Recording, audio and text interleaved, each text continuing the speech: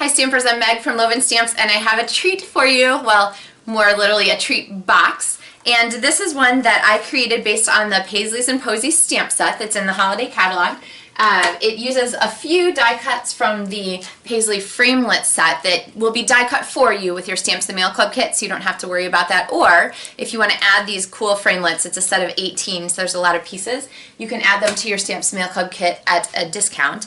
But this is the cute little box that I've created, and the pattern is exclusive for Stamps the Mail Club. So let me show you how it works. It doesn't, let's see, I guess it does pretty well sideways. You can put Blessed on here, or honestly you can put anything. You can put Happy Birthday if you want to. Paisleys are non-specific occasion. And then the lid just comes off like this, and it's sized to fit Hershey's Kisses. So this is the back side. And then the lid just sets, nests right in there with that extra little background piece. So there is our box. So let me show you how to make this fun box. You're going to build it yourself, and I will help you get started. Let's get stamping. Okay, so for this project we need the Rich Razzleberry packet. You might want your directions for this one as you follow along, or you might just listen and watch as you go. But the pieces for this one are a lot of fun. In your directions, actually what you're going to need is the pattern. So this is a Stamps the Mail Club exclusive, but you're going to cut out your pieces here to use with this project. So go ahead and cut those out and grab those too.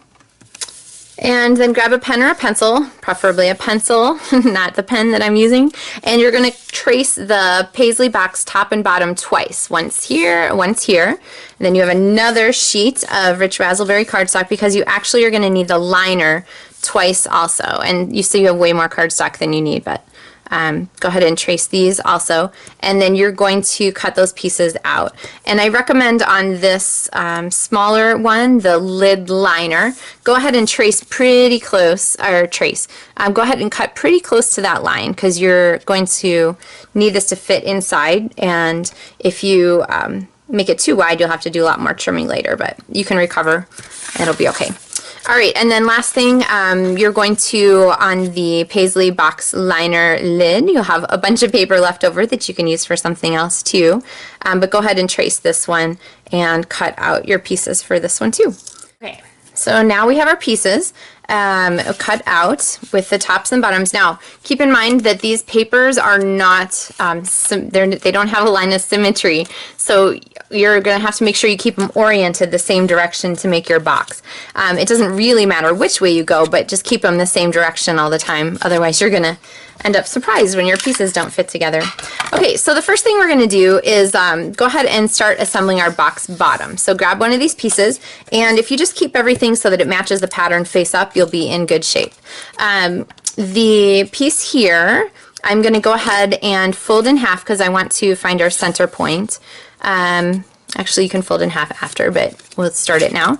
And then I'm going to use scissors to cut up to the score line.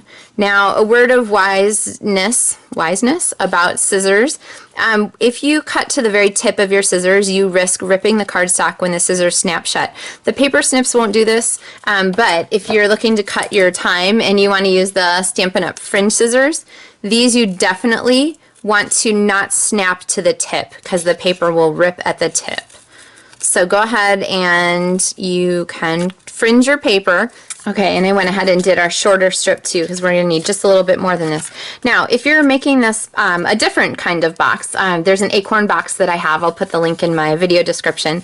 But the same kind of thing applies. Basically, we're making the side. So what I did was took an 1.5 inch strip of cardstock and scored it at 1 inch so that our bottom here has that nice crisp line. And then I'm going to go ahead and fold this so that it's 90 degrees or so. See how that works from the side. But we have a point here that we don't want to overlap. So I'm going to flip this over, and right up to that point, I'm going to cut a big wide triangle out. Okay, see how that works? Because what I need to do is I need to be able to bring our point together like this for the point of our piece here. Now, you can use tear tape or you can use fast fuse. I am a huge fast fuse fan, which you'll know if you watch my videos. And you want to get the fast fuse pretty close to the edge of what you're doing. So let's go in a little bit.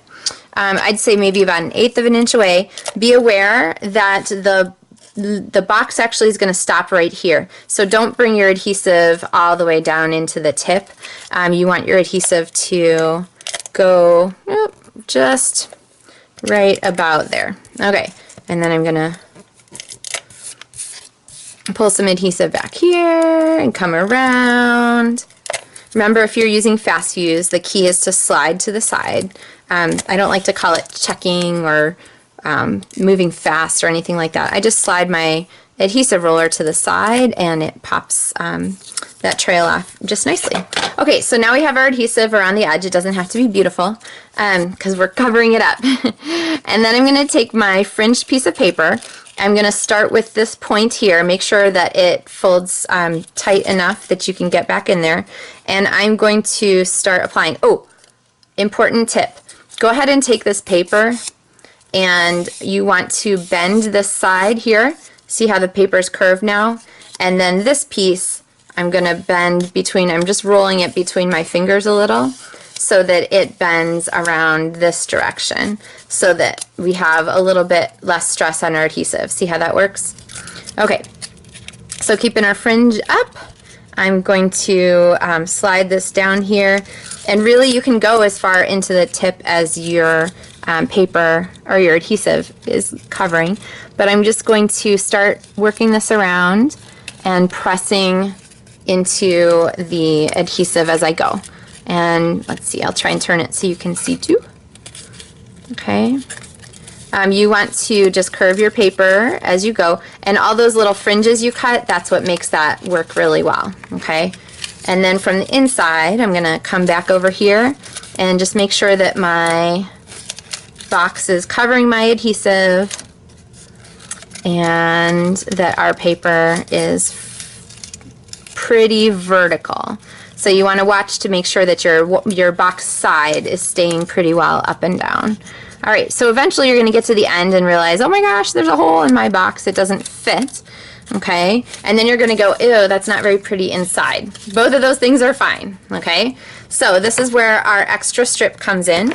I'm going to take my scissors. I'm going to cut it quite a bit wider than the actual hole because I want to be able to attach that on both sides. So let's see, I'm gonna kind of, let's see, we'll estimate here.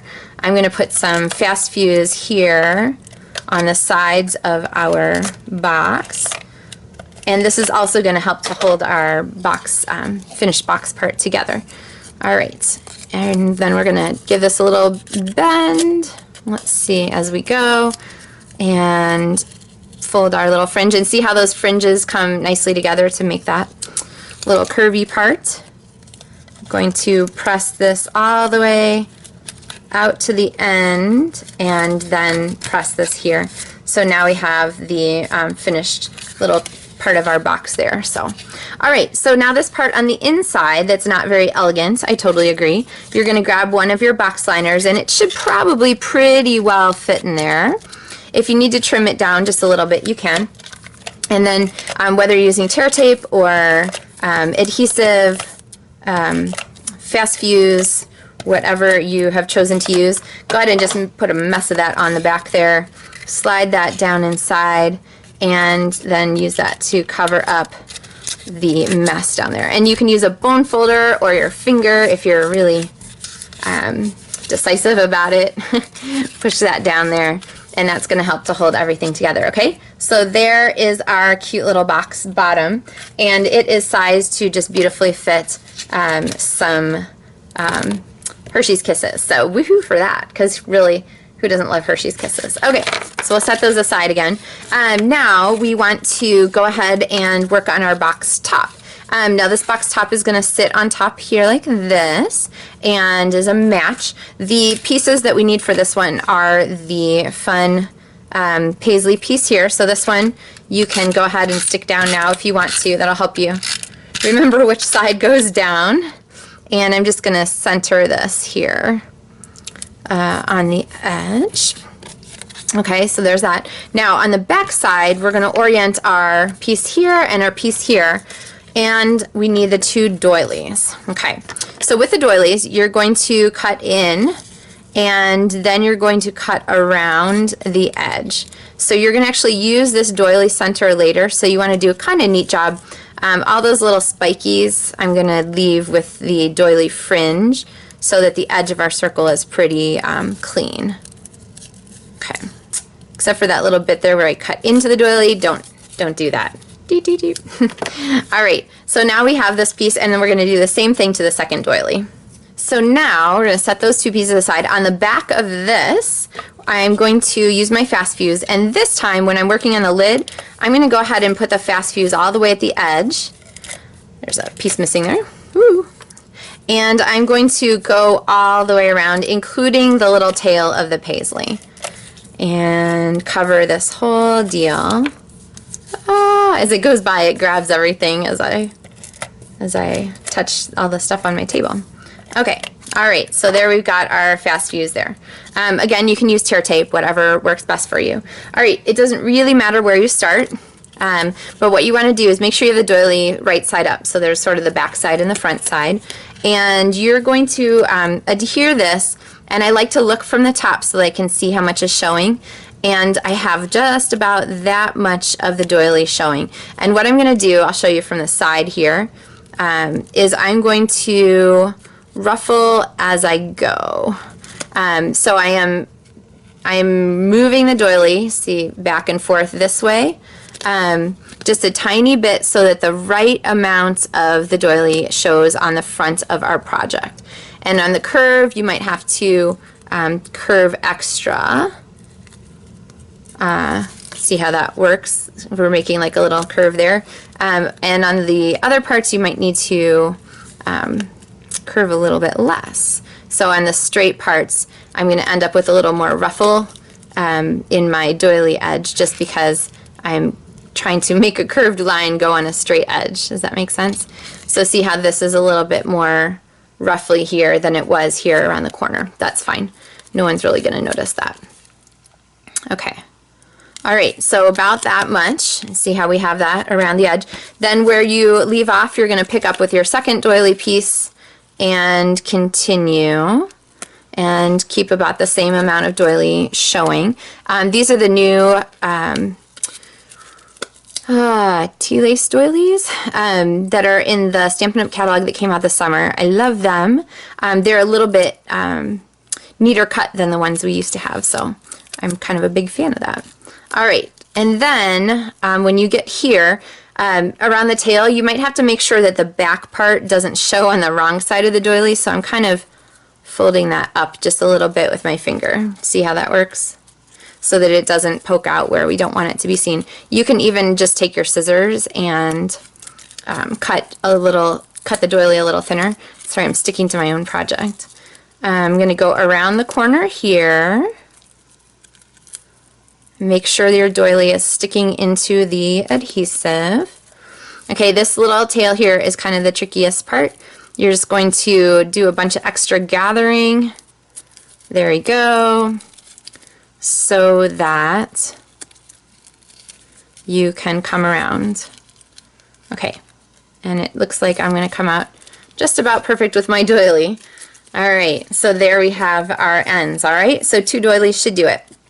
And there is our box top. Now, that's not super attractive to go with our box. So instead, we have this extra liner piece that we have cut, and we're going to use this to cover.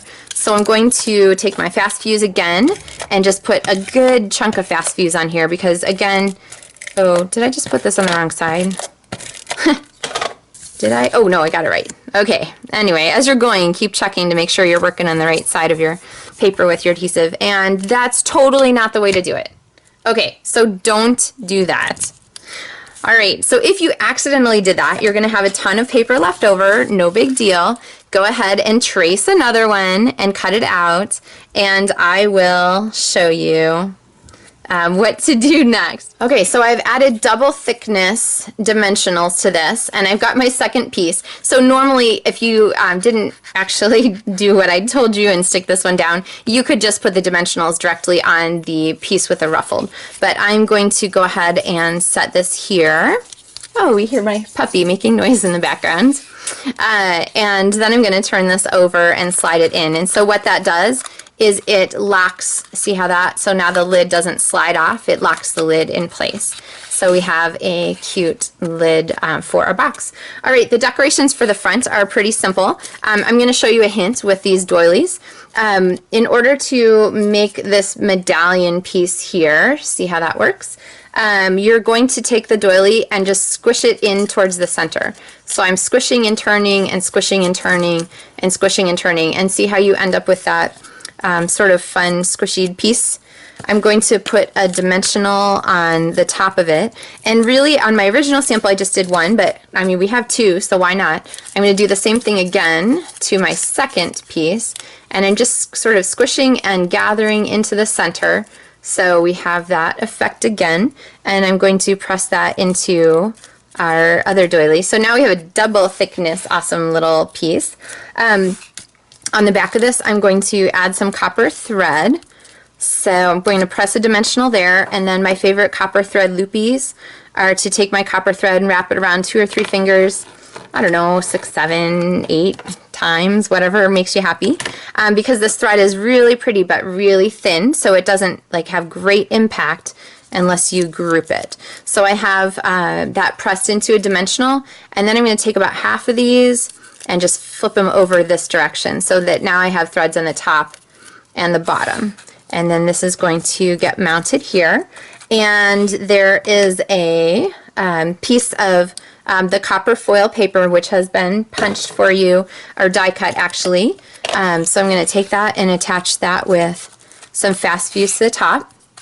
This little piece of vanilla cardstock is matched with the, oh, I must have it out already, matched with a little circle, oh, here it is, in my Paisleys Posies stamp set, and this one I'm going to ink in Delightful Dijon and stamp this here, and then this is going to get mounted on top of our copper piece like this, and you can leave the box like this if you want to. On this one I stamped just the word blessed and then trimmed away the extra. You could stamp just thankful and grateful and put that across here, or you could stamp happy birthday, whatever you like. But then of course the last thing is to add treats to it and then set your box lid on top there.